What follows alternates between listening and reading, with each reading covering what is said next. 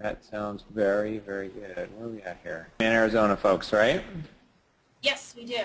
Okay, so we are recording. Looks like we got a couple people on. Also recorded to send out. Just some housekeeping reminders for anybody new joining us.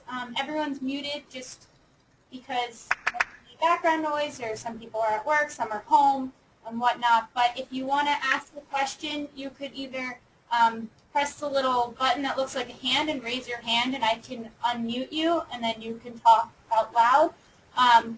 Or you can send a question in the question box or in the chat box, and then we can answer your questions from there.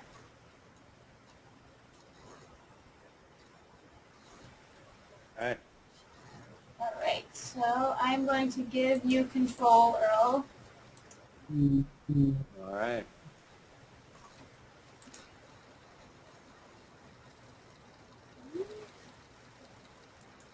Okay. All right, folks, how's everybody doing? It is 3 o'clock here in New York City. It is a rainy Monday morning, Monday afternoon, and this is our chance to kind of catch up. And I know that it's noon for everybody, so we got about I want to take about 30 minutes of your lunch, just kind of review where we are with the training. And most important for this is I want you to ask me lots of questions. This is your chance for us to communicate. Unfortunately, I can't sit right in front of you, but I can be this close to you. So I really want questions today if I can help answer them. But we want to kind of take a moment and say kind of this is where we are, and this is where we're going. And if you guys can see my screen, it's covered in little boxes. I live my life by a calendar at this point. So I'm going to try to make this visible for you guys so you can see it. And Lindsay, you'll tell me if I'm missing anything or if anything can't be seen as we go along here. So I want to start today with where we're at. So let's review where we've come from and where we're going, and that will help us kind of set the tone. So if you look on my screen here, this is kind of how I start every season. Is we look at like how many weeks we have in the season. We break it down into the different the different phases that we have, and then we start to plan for that. And we try to make everything work and build upon itself. And each phase of training has a specific purpose. You know, right now you're essentially through your first 11 weeks of training. And with an Ironman, the hardest thing about an Ironman build or an Ironman training in general is, to be honest with you, just the simple reality that it's a long, long build. We gave ourselves 45 weeks to get ready for Ironman Arizona this year, which gives us a very, very long, slow base period. So a lot of you folks come in, you're fit to begin with, or you're ready to go, but we have to show a lot of patience as we go forward, because if we don't, we'll end up with an injury or we'll peak too soon before we're really ready to. One of the best strategies to manage that, and the most important thing I want to kind of put in your heads today during this conversation, is early season, mid-season racing. And that's something that, you know, one of the hard things about a team that's spread across the country is we don't necessarily know where you're racing and when. And we want to really get that information from you. So if you have a moment to shoot me an email, give me a little calendar of what your events are. Some of you guys have done that already, and I see it in my inbox, or I've seen it in our files. But it does help to know if you're racing an Ironman or well, more importantly, a half Ironman, hopefully a half Ironman, or another race mid-season. Some people do marathons as warm-ups. Some people do half Ironmans.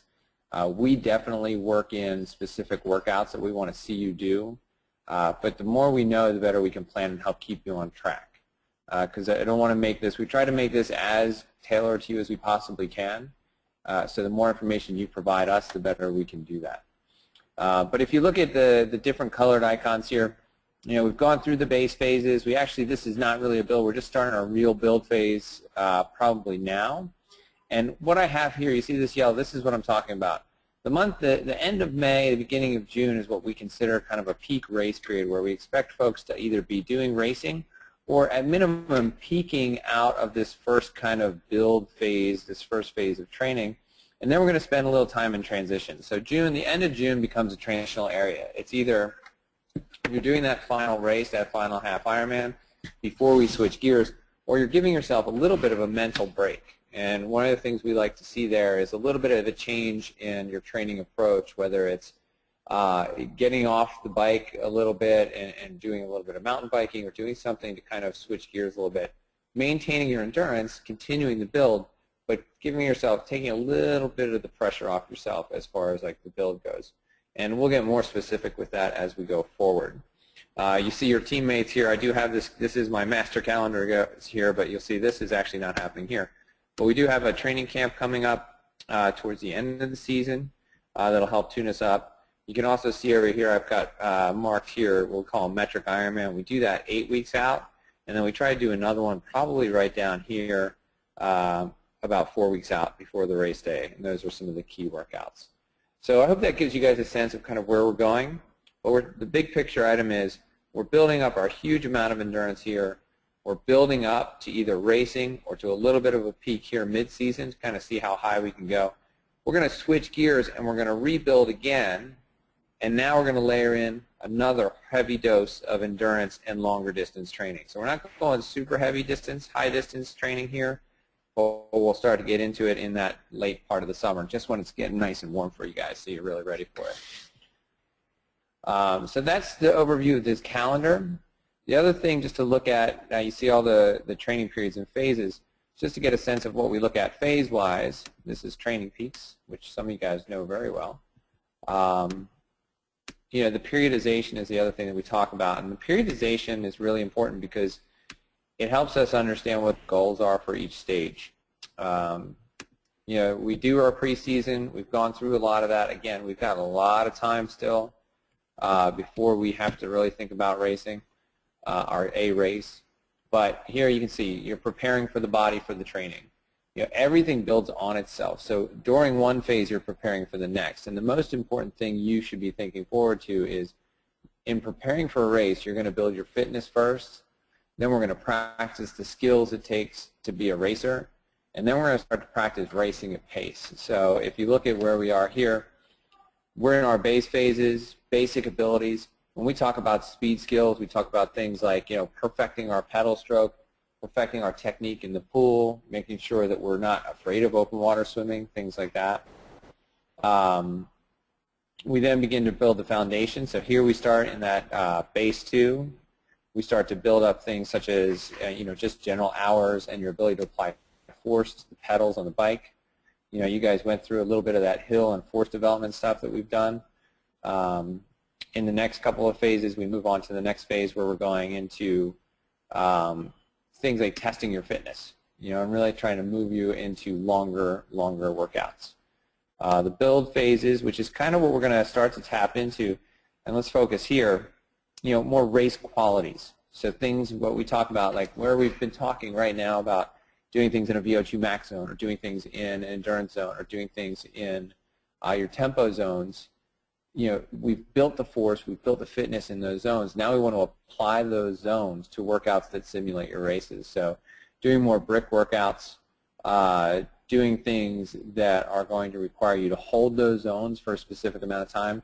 If we're doing a half Ironman and we're thinking we're going to ride that bike under a 3-hour interval or under a 3-hour split, you're talking about riding in your tempo zone. Tempo to sweet spot, and still being able to run off of that. So those are the things we want to start to work on here. So you can see these types of things coming up, and we'll start to add in things where we're looking for the races and that type of thing to test you guys out. So those are some of the key things as far as like the big picture goes. If I click here, I'm going to go over and we're going to look real quickly at the last phase of our training that we just went through. And this is, I view this on Training Peaks. If you guys are using Training Peaks, it really is a great tool for us to get into. As you can see, the way that we set up the weeks, we are building a 3-week on, 1 week off kind of function. So your last week here, we kind of take things really down during the weeks, but we're going to maintain the pressure on the weekends. We look at training, you know, from a tailwind here where I'm the head coach. One of the things we really like to think about is that, you know, as good as you guys are, I'm not sure any of you guys are professional triathletes that are making a living out of this, so I don't think there's a masseuse waiting at home or a private chef who's going to cook you a perfect meal. So one of the areas where we need to be careful, and I encourage you to be careful, is in your weekdays. Weekdays are tough. You're working all day. You may have family that you're going home to. Be careful with your weekdays. Make sure you're not overcooking them, because I'd rather you take a little bit of a break on a weekday swim and go home and be able to have be present at home and keep things intact and keep things moving forward so that you can get your weekend workouts in as well. If you start to fade towards the end of the week and you're exhausted by Friday, your weekends are not going to be great workouts to begin with, and it's not going to be a very good build for you. But you'll see one of the things that we've started to insert here in this phase that I think is really important is the bike into the run. As much as we can, we want to start to get that brick feeling. I don't think you have to do like massive long bricks all the time. That's not part of my philosophy, but getting that feeling of running off the bike and just getting the ease of that and getting the comfort with that, even just the logistics of it, is really important. So you'll see here we've got a spin out after, but here we've got your long bike going into a run each time. So the spin out here is to help recover your legs. This run here is to help you get that recovery to your legs, but also to get that brick feeling in them. So we can start to build on that. You know, we've been splitting your weeks for your swims from short intervals to longer intervals, all right, just to kind of extend that muscular endurance and your durability. And the biggest thing about the swim is making sure that it does not affect the rest of your race day. And some people will say, oh, I don't have to train on the swim. I can take it easy.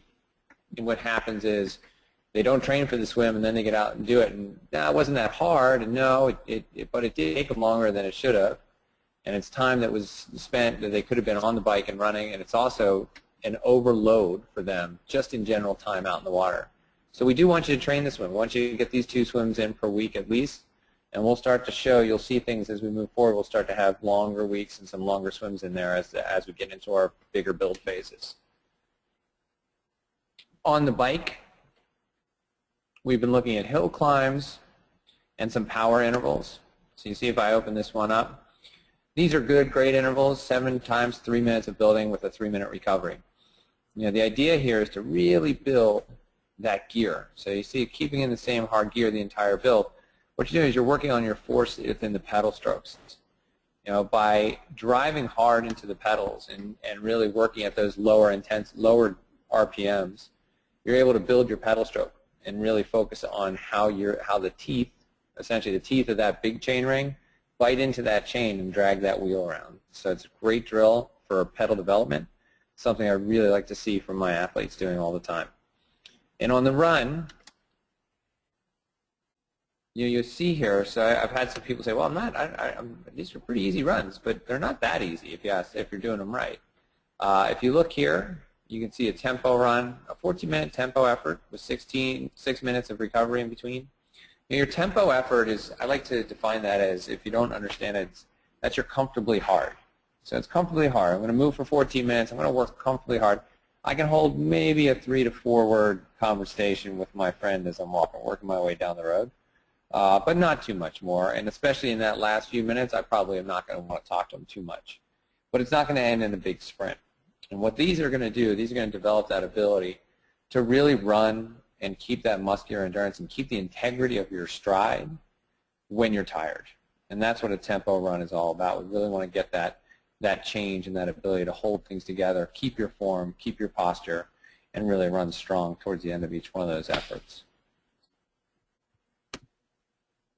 So, you know, when we talked about having this call, we talked about having a check-in meeting, and the reality is I shouldn't be talking that much. I want to hear from you guys. So the most important thing I want is some questions. So I don't know, Lindsay, if we've got any questions. I've given a kind of big overview, but more importantly is I want to know what everybody's been doing. So what do you think? Can we open up for questions? But I can I can unmute some people if they want to chat or say how they're doing. That would be great. All right. Come on, folks, don't be shy now. Anyone want to raise their hand to be unmuted to give some feedback here.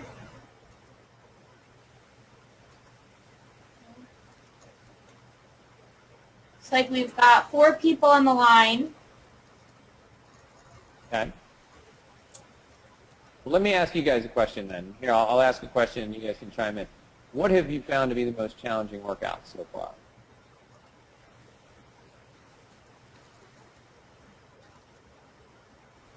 Anyone?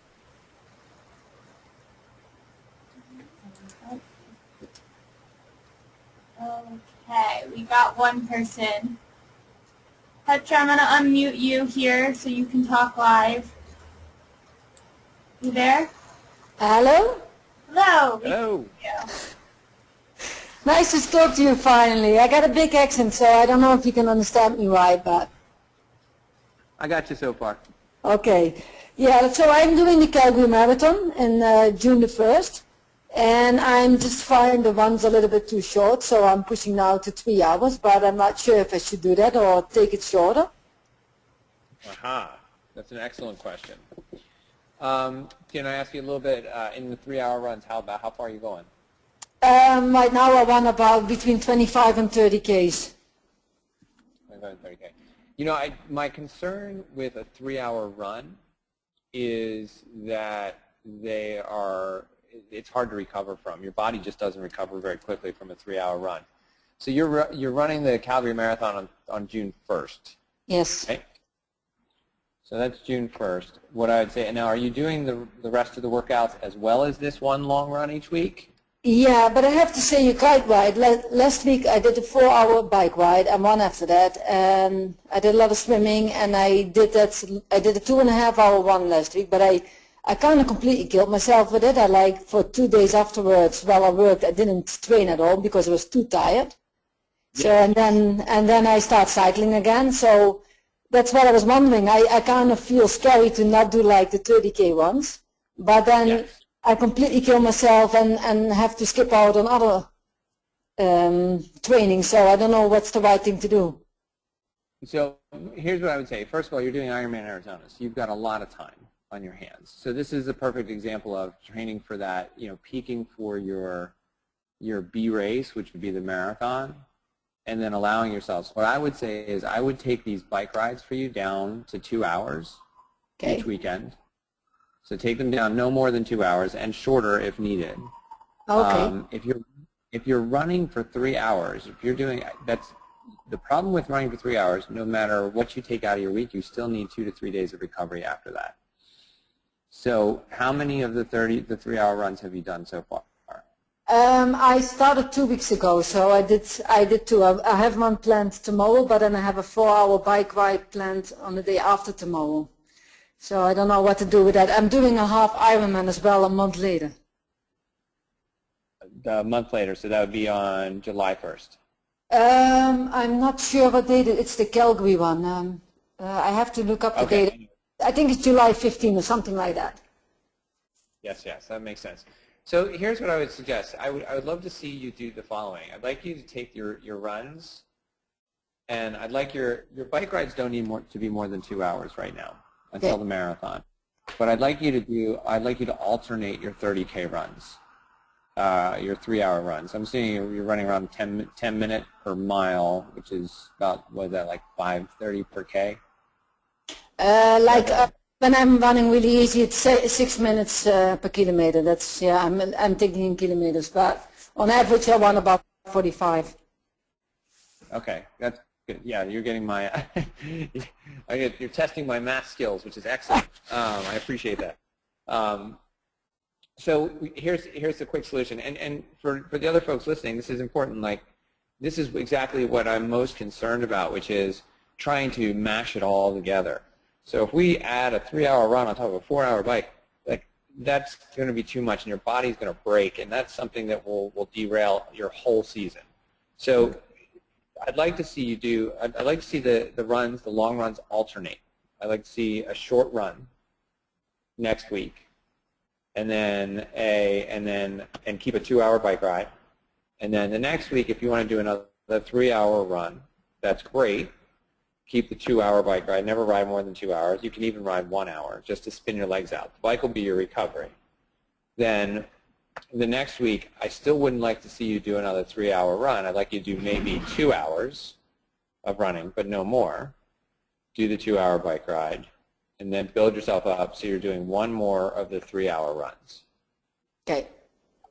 That would, and then kind of repeat that pattern. So you're building up.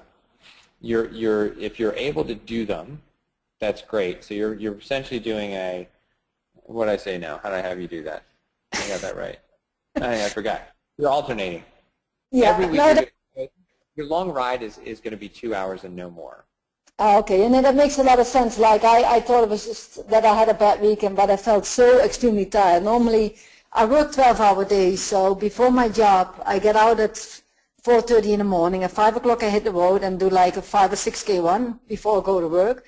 But this week, I just couldn't. I was just too tired to get up that early. So I know that something changed, but it's those long runs that have really start to kill me with the long bike rides.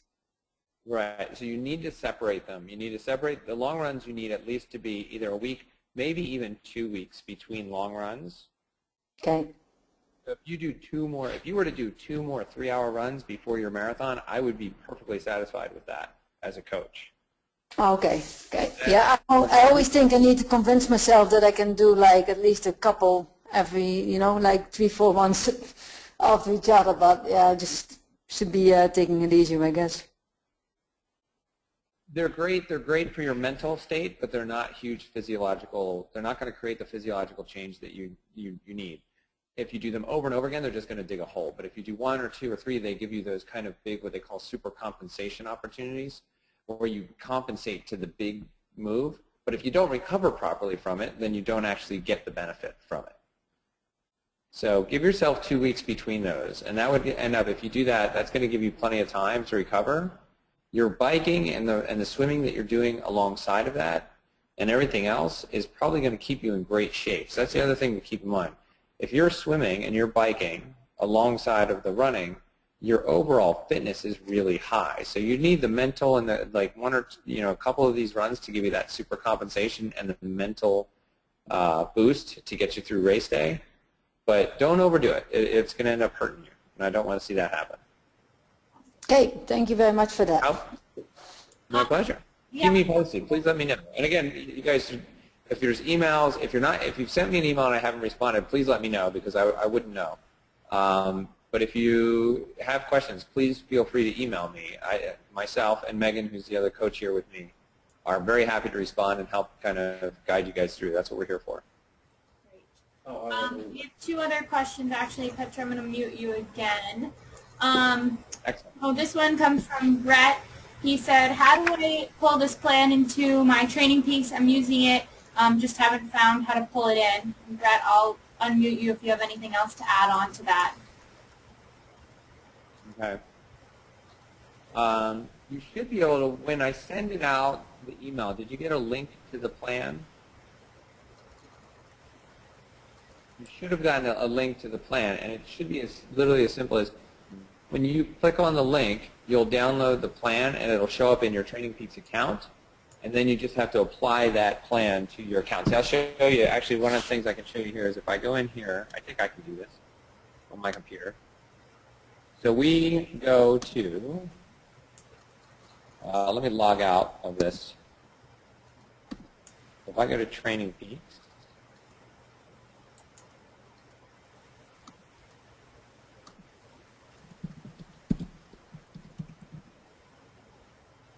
there's the houses my wife wants to buy. So if I go to Training Peaks here really quick, I log in. I'll show you exactly how to download the plan here really quickly. While I do this, are there other questions that I can answer very quickly? Recognizing that. Yes, so Brett actually doesn't have a microphone, but he did get the link and thought he did this, but it must have done something wrong, so this process will be good. We have a question from David. He is at work, so can't speak either, but he said he's doing IMAS and the swim is his weakest discipline. He's looking for a swim coach, but find that the rotation for air plays a mental game. Any tips on overcoming the panics of getting enough air? got some great tips. And David, if you email me where you are, I know a lot of swim coaches. So if there's somebody I can recommend for you wherever you are, I'm happy to do that. Essentially, the biggest challenge is the air. One of the best things I do with people is your focus in swimming has to be around the breath. The breath is your most important thing. So work on establishing the rhythm of your body and all of your stroke, your arm stroke, your hip rotation around your breathing rhythm. And one of the great things that I see work really well with people is literally you're sitting at the sit at the end of the pool with your chin on the surface of the water.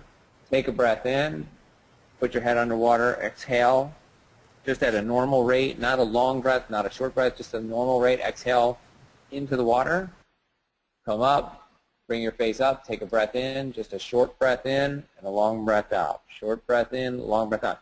Do that for 30 seconds. Push off the wall and try to swim, but try to keep the exact same breathing rhythm so that you're going, bring your face out of the water and then breathing out into the water. Bring your head out of the water, breathe in, breathe out into the water. And I think that's going to make a big difference as you go.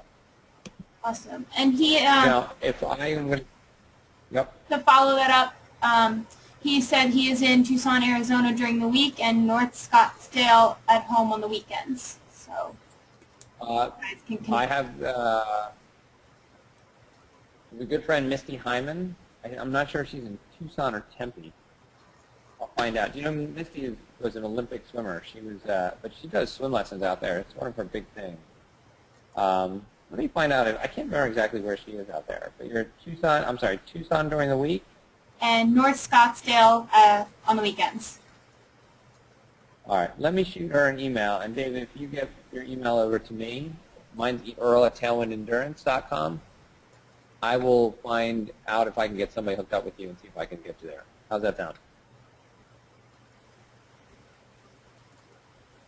Now, quick training plans. So if I go into my this is my Training Peaks account. You'll notice it's empty because I haven't done anything today. So I go into this icon here, which is the training plan library, and I can go to the store. And this takes me to the Training Peaks store. Now if I go here and search Smile Train,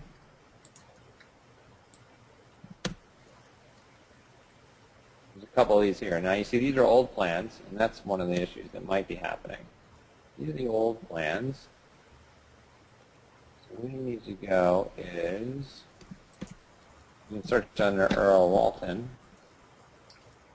That won't work. Let me see something. Because I have a link that'll go directly to you, which is easier than searching, obviously. Let's see something. I'm not sure why that's, their search engine is really terrible, I have to say. No. That's odd. Let's try this. Try this again.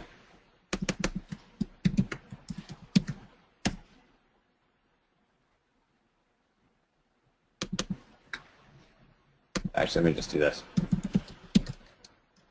I go to Training Peaks.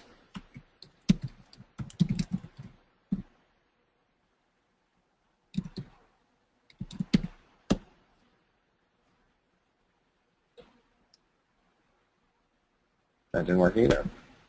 Well, now I'm embarrassed a little bit. I just uploaded our plan. Well, what happens is you download the plan, and then it will appear here. And then once it appears here, you go here. You can go into, you click on the plan, go to Apply. You're going to start it, and what you're going to do with the new plan that you're going to get for next week, you're going to apply it on next Monday. And then you click Apply, and then it'll fill in here just like that.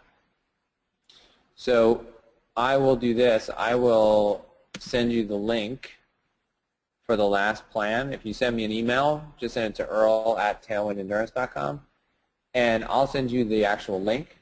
And then if you have any trouble, you can just give me a call. And I will say this about Training Peaks. Training Peaks is fantastic with their customer service. They've been very good, very quick to respond. So I would give them a shot if you continue to have an issue. Great. It looks like the window on the left was the answer to him finding the plan, so he was able to pull it up now. Oh, you got it. Oh, great. Yep. Very Another good. question. So I went through all that. Another question here from James. He asked, is there a diet plan that is suggested?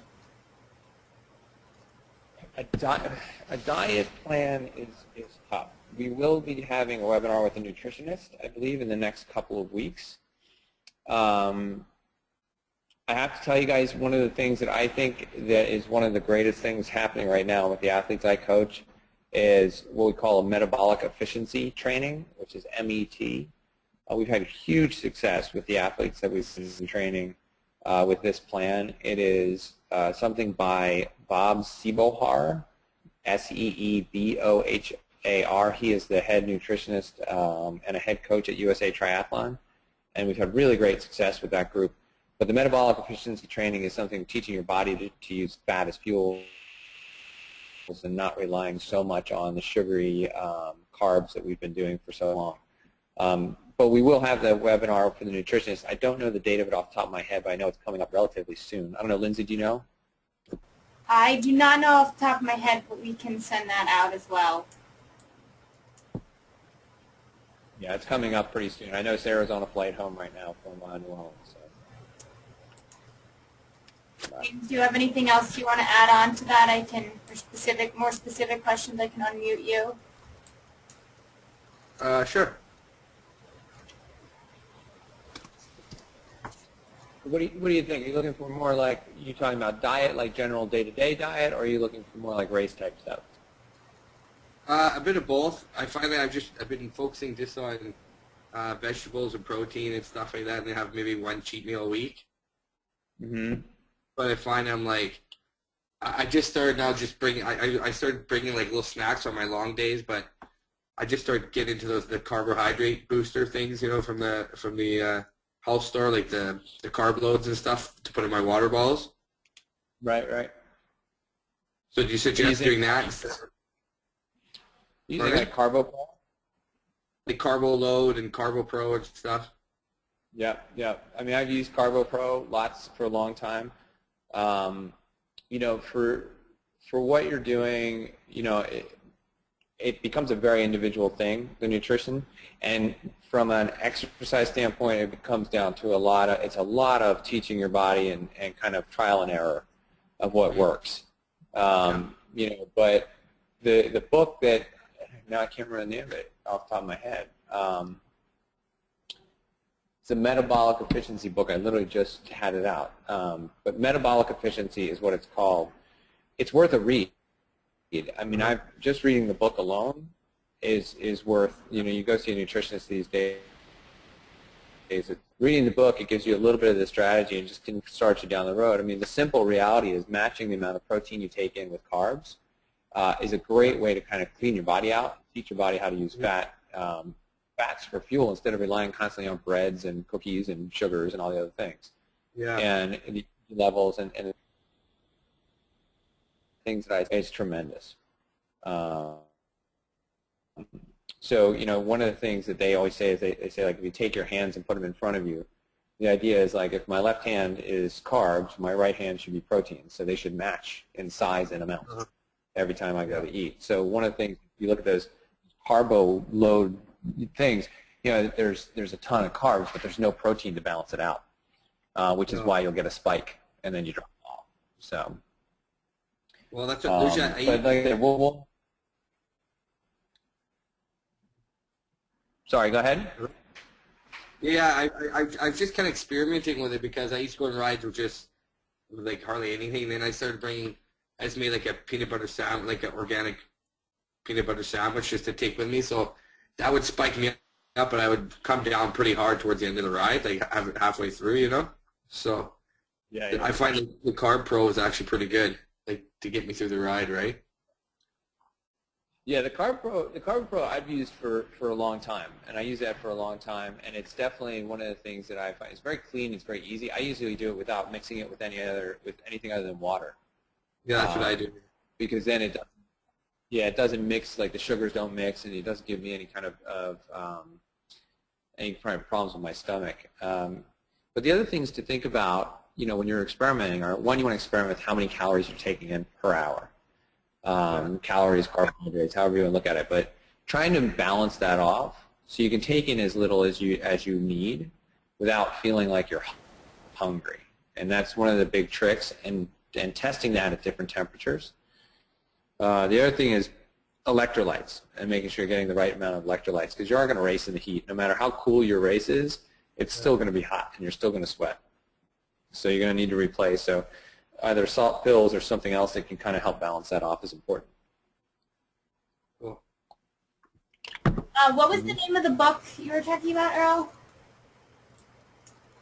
I can't, Lindsay. I can't remember off the top of my head. It's like literally left my brain. It's written by Bob Seebohar. It's Seebohar. I'm going to search for it. Okay. In the meantime, we have another question. Do you think upgrading to premium training peaks? Do I think it's a good idea? You think it's worth it? Yeah. What's nice about the... Yeah. Here you go. This is it, by the way. I think it's worth it. What I love about the upgraded training peaks, this is the book, by the way. It's pretty simple. The great thing about it is I can chart and graph my workouts, and I can see what my fitness levels are. So tracking is a lot easier with that. And the other thing is I can see it too. So can you take a look at this ride I just did? I don't understand why. Can you look at like where my heart rate is, or why did I bonk, or can we review it? It gives me or my coaching staff the opportunity to actually have a one-on-one conversation with you about the actual workout you've done, which is really nice. So if I were to go in here, and this is mine, which isn't very helpful because I haven't been training for anything, so it's empty. But if I were to go in and log in for a different one, and you can see, you guys, I strongly recommend it. It's just a great way to stay on top of your training. I'll show you an example of, not that I guess I shouldn't show you people's, just don't pay attention to the names. Actually, I'll show you the hidden one. So if I go here and I show you, here's an example of a ride that we did last weekend. So this athlete can show me, a ride that they did. So here's the workout, but here's the nice thing is, I can go in and I can look at the charts and graphs for this activity, and we can see a lot of information here. We can see all of her laps and her splits. So she was doing, I had her doing a power test, which didn't really go so well with her power meter. But I can see everything here. This is the meter, and this is all the information. This is her wattage, right, left. This is her heart rate, RPMs. And I can talk to her about, okay, well, why are we spiking here in these hills? And why is you look at this, you're climbing here, your cadence is dropped too low, or we can talk about that and find out how she felt. We can look at this. There's a million different graphs and charts. Most of your power is in this zone where you're at a low RPMs, or we can say, hey, this is really great. You're powerful all the way through. You did it just right. You spent a little too much time. You had perfect long endurance ride. This is actually a perfect graph of a long endurance ride. She'd spent most of her time in zone 1, a little bit of time in zone 2, a little bit of time in zone 3, even less time in zone 4, and then tiny little itsy jumps here and there where we had to jump up and take her wattage all the way up for a climb or a burst of speed or whatever she needed. And then you see the inverse here, and she was riding through in her different zones for her heart rate. So we can see a lot of different information. So if you're a data geek and you love this stuff, and I say that in a complimentary way, go for it. It's really worth it.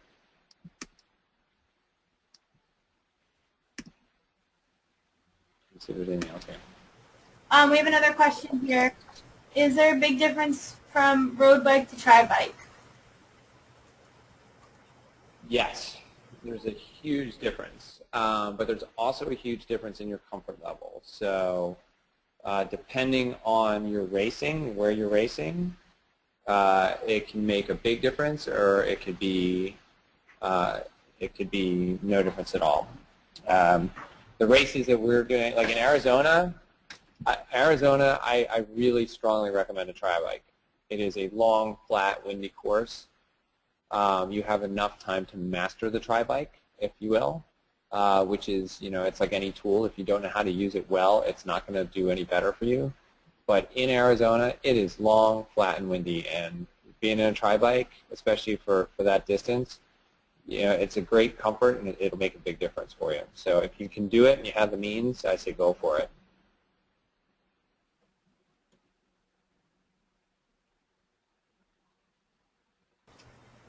Great. Well, that's all the questions I had here. Does anyone else have anything they want to add? Oh, one more. Should I ride my tri-bike all the time? Yes. That's a personal choice. I think that, I love my road bike. I have more fun riding it, to be honest. I love to go fast on my tri-bike, but a tri-bike is a much more aggressive frame, and it's a much more aggressive ride. So if I'm riding somewhere that's crowded, or I'm riding in a group with a group of friends, I usually ride my road bike. It's a safer setup. My brakes are right in my hands. My shifters are right there. It's a really easy setup. The more time you spend on the tri-bike, though, the better you get at it, and the better you become at it. So I'd say ride it as often as you can, but it's not the worst thing in the world if you're like, I'm going out with my friends this weekend, and I'm going to ride my road bike. So that's the short answer. Awesome. Well, anything else before we wrap up? As Earl said, you guys can send him an email and communicate that way, or send it through myself, Elizabeth, or Sarah, and we can pass it along too and make sure your questions get answered. But if that is all, then we will wrap up here. Thank you so much, Earl. This was a great webinar. I think we had a lot of great questions and feedback in the end there. Yeah, thank you guys. I really appreciate it, and this is when it's best, is if you can ask us questions. That's what we're here for. So thanks, guys. Really appreciate it. Have a great day, and we'll be talking again real soon. Great.